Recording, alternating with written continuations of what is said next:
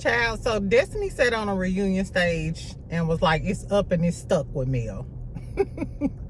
Meanwhile, Mel is gone. Ain't shit up and stuck with you but litigation, child. Martel was up there looking like a fool, worried about who Mel dating. Mel, is you gonna tell us who your man is? Since we here, exactly. Anyway, so welcome back, friend.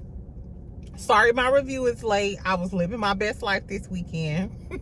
But I'm back and I'm better. Exactly. So we're gonna catch up today and tomorrow on everything I missed. What we're gonna do right now is just a quick Love and Marriage Huntsville review. Y'all know it's a Monday. I'm on my lunch break, child.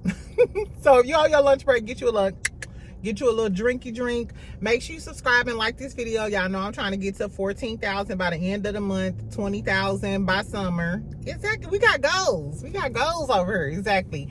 So yeah, so we gonna talk about Love and Marriage Huntsville, the reunion. And then probably later on this evening, we could talk about Married to Medicine, Wanda been getting into it with Mel brother Marquez, Carlos King crashing out talking about how would people get monetized without him. Baby, we get monetized by Married to Medicine and a bunch of other shows. Girl, get the fuck. And how much is people gonna pay attention to y'all now that Mel is gone? Riddle me that. Exactly. Anyway, so let's talk about the reunion, friend. So y'all see the special guest was Stormy.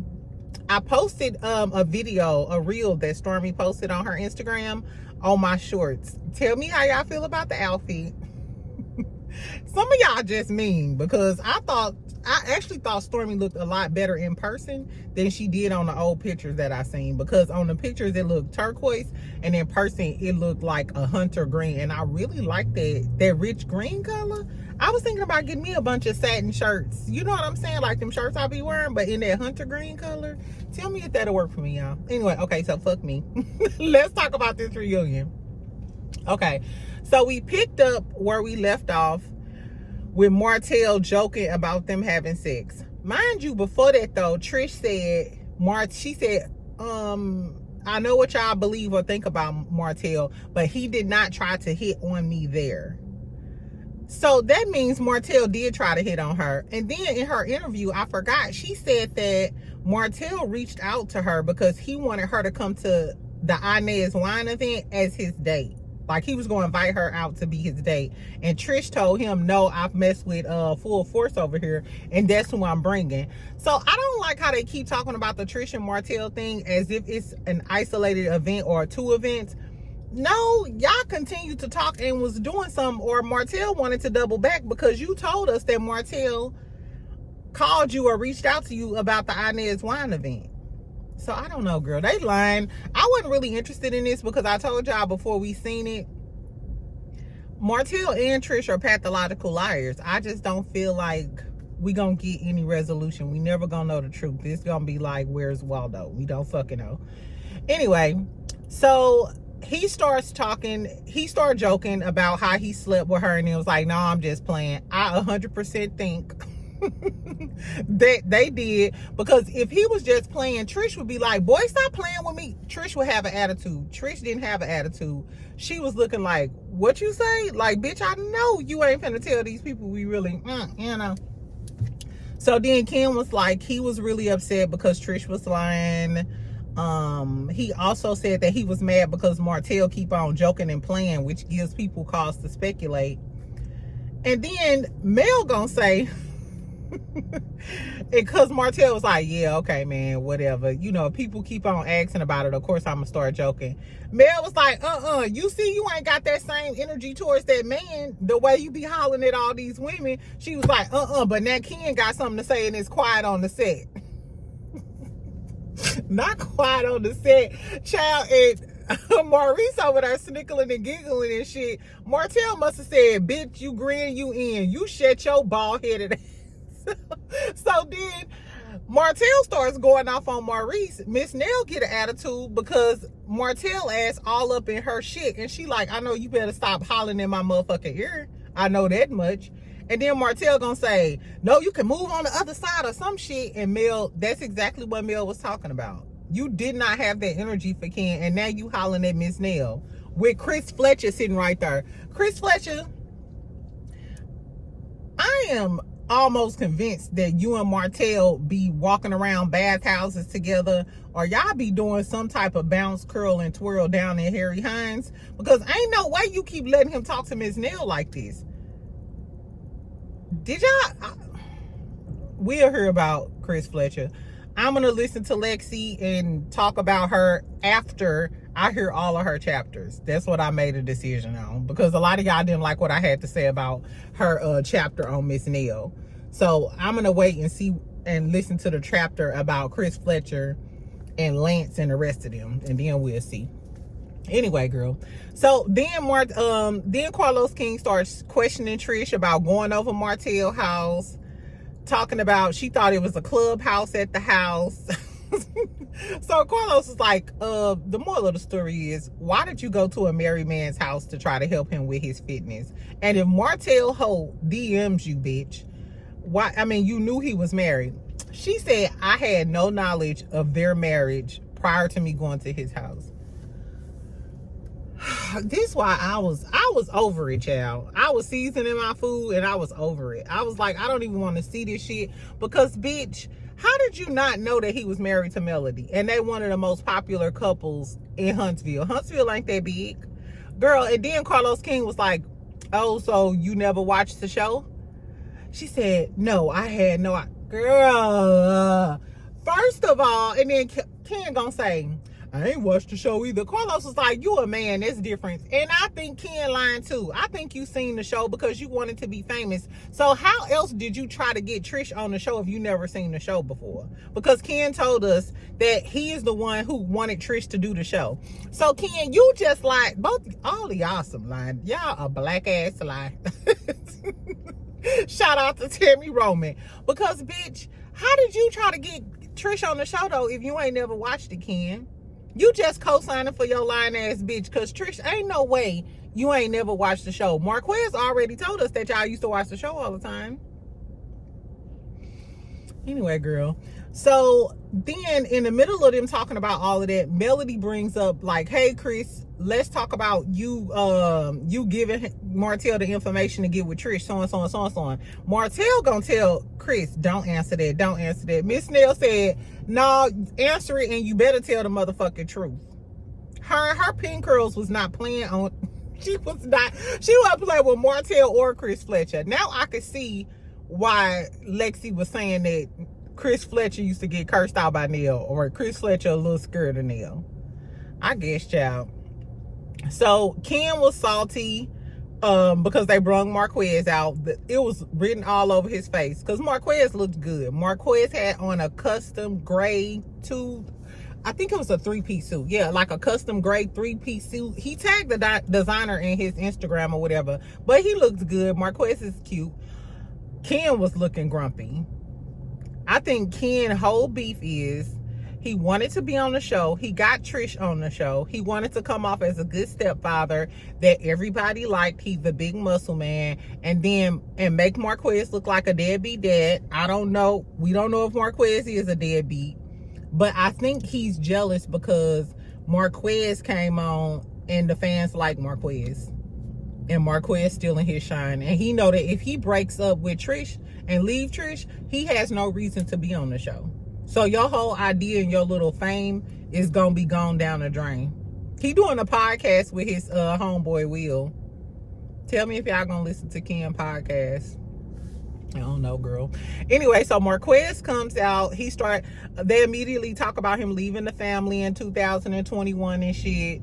Marquez was like, let's talk about you talking to Ken. He was like, let's talk about that 2017 text when you was talking about licking Trish like a lollipop.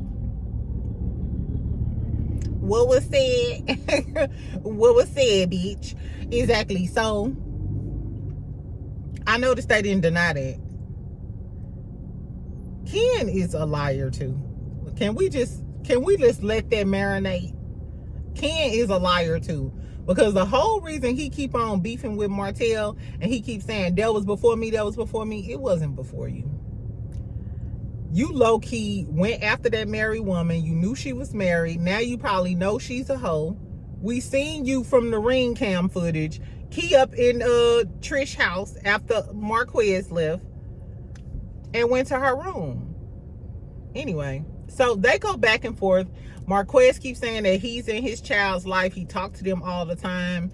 Ken is emphasizing you're not doing anything financially. So Marquez is like, hey, Trish and Ken, they're ostracizing me from my child. And I listened to a piece of his interview with Queen Sheba, and he was talking about how the daughter treats him, and like a message she sent to him at her dance recital thing. And I'm gonna recap the interview, so we go talk further about this. But he was talking about how Trish's daughter would listen to Trish talk all of this shit about Marquez, and that may shape the reason she has that relationship with him. And I totally believe that, because I've been around mothers when they dog the fathers out in front of the kids, and now the father, you know, and then especially a daughter, she gonna be pissed off at her daddy, especially if she heard all of this hurt and seen her mama go through hurt behind you, daddy. I don't know, girl. But then Kimmy gonna chime in. Kimmy chimed in one too many times for me. Bitch, you are not, her and that Woody Woodpecker hairdo pissed me off this episode. Because, bitch, why you keep interjecting into shit that ain't got shit to do with you? Somebody in the comments was like, Kimmy know everything but where Maurice was from midnight to 6 from midnight to 11 a.m. when he got arrested. Girl, so she all in Marquez and them business, looking over Maurice. Well, does that mean you was taking care of your kids? Was you paying for boot camp? Was you paying for this? How? You need to be worried about Maurice and Credit One and Harry Hines, to be exact. That's what you need to be. Why are you all in this man's finances? You don't even fucking know them like that, bitch. I think Kimmy was triggered because we know that she said she had like this big issue with Jalen's father, and he kept her in court and all of this other shit. But Maurice had to shut her the fuck up. Like, hold on, mind your own business. Didn't you just say that you would be surprised if you wouldn't be surprised if Maurice was cheating? And didn't you say that Maurice don't always tell you the whole story? So why are you worried about what type of finances Marquez is contributing to that household when you can't even get the truth out your man? I'm sorry. I wish... who could check the dog shit out of Kimmy? I wish somebody would, because she made me mad. Anyway, so Marquez got all hype. He was standing up. Marceau moved Tisha to the inside of the thing just in case shit got rough, because Ken called Marquez a bum. Marquez was getting up, getting ready to rough and tough it. He was getting ready to crash the fuck out. And shout out to Marquez. I did buy my crash out apparel, y'all. So I'm going to give y'all a review when it comes. Tell y'all how long it took, if it's a quality shirt and all of that other shit. What else happened? Oh, so then... Then Marquez gives Mel some flowers from off the table. And he was just saying like, hey, I want to do business with her. I think he initially did have a crush on Mel. But remember when Marceau fronted him out? Remember when Marceau fronted him out at Mimosas with Melody and made him look crazy? I think he just figured out, I ain't got no chance. I need to just go the business route. On that interview, girl, he was talking about Marceau. We gonna talk about it, but he said Marceau wouldn't approached him like that in regular life, and he said Marceau played in his face. I wonder if Marquez gonna have smoke for Marceau next season, if there is a next season, but I digress. Anyway, so before he go over there, Marquez getting all in Mel face, he gonna say something to Martel. And peep game, when he came back, after he shook Martel hand and Marquez was getting ready to sit down, he said, I promise if she came to the house, she wasn't working out. Talking about Trish.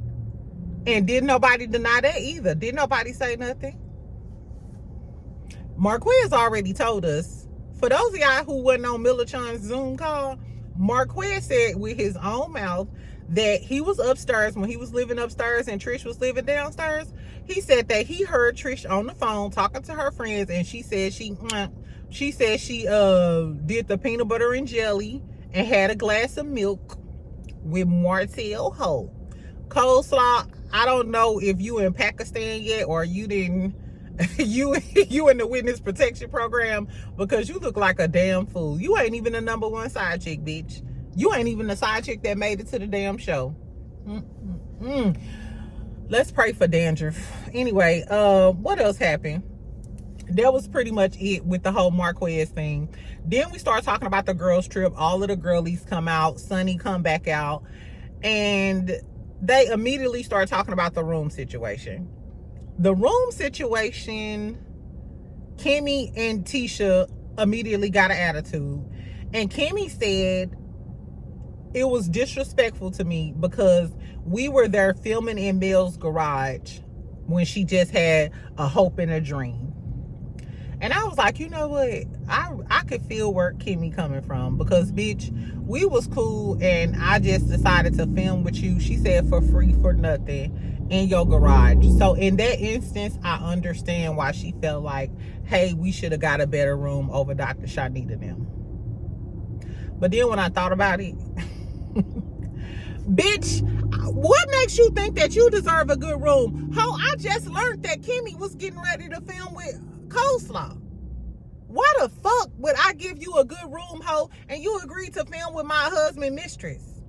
Kimmy, get the fuck out of here. And guess what? Even if Mel didn't know that at that time, she has a strong sense of discernment. She knew y'all hoes been fake. Y'all hoes been fake. Y'all been playing in her face. Didn't you say that Martel was a nice guy? Kimmy, I would have put you in the attic. I would have put y'all hoes in the cellar. Or y'all would have been the people under the stairs fucking with me. I'm sorry. And Tisha, why the fuck would Tisha get a good room when she brung Mel upstairs? First of all, let's think.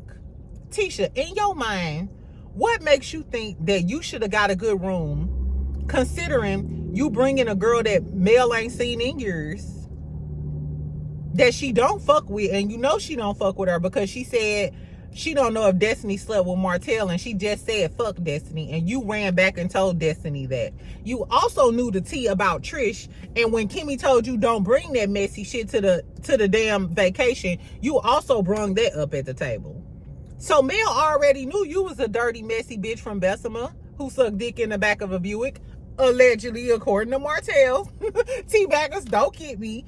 So in my mind, why the fuck would Mel get y'all a decent room? I'm sorry, y'all. I understand if we day ones, I'm gonna be loyal to you forever. But once you cross me, your room is in the attic. You lucky I ain't got a damn camper outside and got your ass sleeping outside. Girl, fuck you, Kimmy. Anyway, Nell starts in with her mentorship. She's still complaining about that. They talked about Mel saying, you know, she was Jesus or God and she the queen. If I'm not mistaken, Mel was like, yes, I am the queen and you could be the queen of your own shit. Or you could be the queen in your world. Something to that effect. And I'm here for it. Because if I'm a queen, bitch, you could be we all could be queens. I'm just the queen of my little bubble. Exactly. I ain't like the fact that Nell said Mel is getting the big head. Anytime a friend tell you that you getting a big head, that bitch ain't your friend. She's not. Because I want my friends to have a big head. I'm going to be clowning and acting the damn fool more than you. What you got, a promotion, bitch? Let's have drinks. You got a new hair color, damn, bitch, you look good, girl. Like, I'm all for it. Anybody who tell you to, like, humble yourself and you got the big head, that ain't your friend. That's somebody who's envious and wants to humble you or bring you down to size. No, your friend should be congratulating you. Nell ain't your friend. Then she started talking about that mentorship. Mel was like, don't I tell you kind words and help you out and shit too? And Nell was like, see, don't do that. And then here come Kimmy. Here come Woody Woodpecker from the side of the damn stage in a plastic ponytail talking about some, well, Mel said, Mel, I apologize. I just want to let you know, I like that Mel sincerely apologized to her because she was getting a lot of flack on the internet about just apologizing to Miss Nell, which I'm happy that Mel did it again just to satisfy Miss Nell so she won't keep complaining. But Mel already apologized to you once before and you still carried on that anger. So what is it going to take? And why are you so mad at Mel? Is you mad at Chris for hooking Martel up with another girl when he was supposed to be mentoring Mel and Martel? That's what I wanted to know. Anyway, so then we started talking about Destiny, child. This bitch.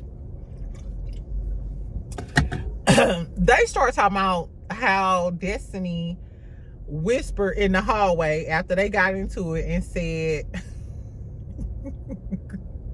hold on, what she said? She said she looked at Mel and said, I'm sorry. And Mel said, with tears in her eyes. Yes, bitch, let's visualize the whole replay. Not only did you say you were sorry, but bitch, you had tears in your eyes and you was sucking the bottom of my ass the whole time. Like, let's not act like you and all in Mel mix. The way Destiny kept trying to backtrack, and she was like, I said, I'm sorry for having to hurt you. Well, what about when you apologized to her and was all in her face again and was smacking her on the booty? And when you asked Stormy, can you switch chairs just so you could be close to Mel? Because that's what Mel was talking about. Like, bitch, you was just, I haven't seen you in years and now you all up in my shit. You in every conversation. You want to sit next to me. Like, bitch, can I breathe? And Destiny was like, no, it wasn't like that. We saw you, Pooh. We saw you all in Mel face. I think even Sonny and them made comments about the fact that you asked Stormy, can she switch seats with you just so you can sit under Mel? Like, if you fart, if Mel farted, you, Mel, girl, she is obsessed and she's a weirdo. The fact that she kept being on this stage like she didn't know what happened. So Carlos King was like, so is there any chance that y'all can get back to like a normal friendly ground? And Mel was like, if it was a chance, it would have been after the trip. After Destiny attempted to apologize, she still didn't explain why she said Miss Van was pimping Mel out. And I wanted Carlos to ask her that. No, you got away with that on the show, but where did that come from? Where did that lie? Did you just pull that out of the sky, or did Martel tell you that? Anyway, girl. So they talk about that situation. Mel was like, hey, if it was a chance, it would have been after the trip. And I'm 100%, I agree with Mel, because you was really apologetic on the trip. And then as soon as you left out of Mel's face, you had a different energy sitting on that park bench with Martel. And she said, well, if people talking about I'm being too pushy and it's giving you apologize to Mel. Mel said that she don't need no new friends. She was still clicked up with Shanita and her real friends. And you got an attitude because you was still on the outskirts and Mel wouldn't accept you back and be your friend. So you started acting like a woman scorned, like a Martel Ho Jr., like a light-skinned Martel with a vagina. And that's why you got this whole crusade against Mel. Girl, I guess.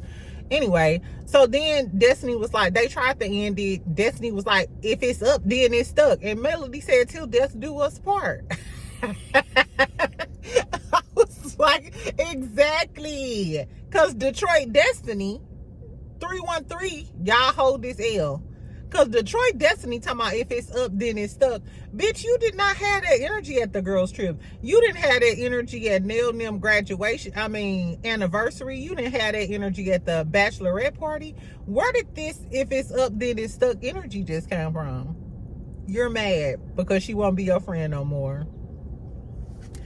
Bitch, you got other shit to worry about. You got court cases galore, ho. You got pending jail time. Anyway. So then we get to the surprise guest. The surprise guest, Carlos asks who everybody think the surprise guest is. Martel talking about some male boyfriend. He the first one. Male boyfriend. Ho, you is obsessed. Ho, you need to go juggle on some balls. If I was Mel, I would have cursed him out. Mel was like, no, you just mad because you don't know who my boyfriend is. And that's why you mad, because we know who you stuck with over there. We know Dirty Dandruff over there ain't doing nothing for the cause. And you trying to figure out who Mel over there oiling down with 7th Avenue Beauty. And it's probably killing him, child. So anyway, that was funny. And then Mel gonna say, maybe it's Lance because he is in LA. If Lance was in LA, why didn't y'all allow Lance to film? What was that about? Or did Destiny think Lance was gonna film so she could have somebody sit next to her? Because I know one is the loneliest number. I don't know. So Stormy comes out. She's talking about how she's the #1 TikTok seller. She's been bi-coastal from New York to LA. She left the show because of an evil fan base. Y'all millimeters. She talking about y'all. Talking about the evil fan base or whatever. And then what else happened? She also was saying that she didn't like the toxicity of the show. I wish they would have asked her specifically about her relationship with Mel and where they are now, and if that's gonna work out. She talked about Kiki and the candle and the funeral. So she paid for the funeral. There was a big beef about why Tisha and Marceau and them didn't pay for the funeral, because Tisha started saying, oh, you know, that's my sister, cousin, and I love her. I wish I would have seen it. And it's just like, girl, we didn't see that because y'all was talking about her alleged addiction, and you didn't want her to tell us about the whole Marceau thing. That's why we didn't see that. Anyway, she started crying. That was it. They did a birthday toast or whatever for Marceau. That reunion was okay to me. I feel like we ain't getting no resolution. We didn't get a lot of answers. I want to see what next season is gonna give. I want to know if Sunny gonna go live and tell us all of her tea. What is Destiny gonna talk about? Is she ever gonna give us the LeBerick storyline, or is she gonna come back with Lance? Is Chris Fletcher and them go address the Lexi stuff? I don't know.